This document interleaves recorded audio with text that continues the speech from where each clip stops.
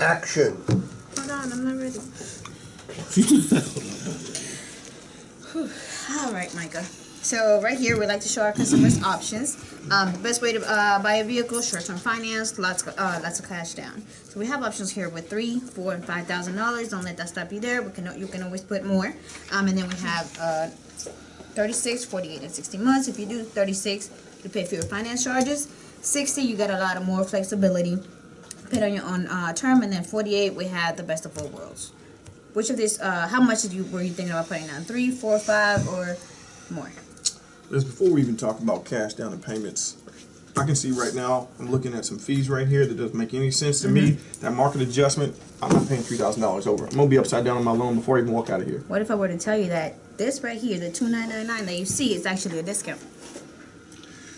Ain't no discount. We're going to talk about that. It's a discount, and I'm going to show you how. Have you ever heard of Edmunds.com?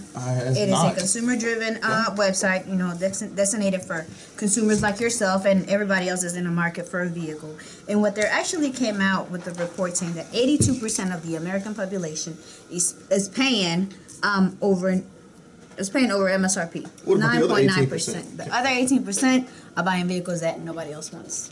So I'm sure that we're looking at a 2022 F-150 loaded.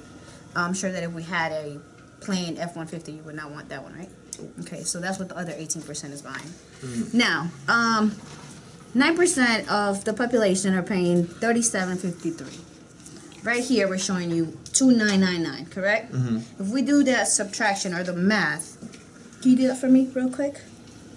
So 10% of $60,000, about $6,000. All right. So in essence, you're actually saving $3,000. You're not paying $3,000. Go ahead and get your signature right here. Whew, right. Let me get that. You don't got a pen? Thank you. Give her a hand. Wow.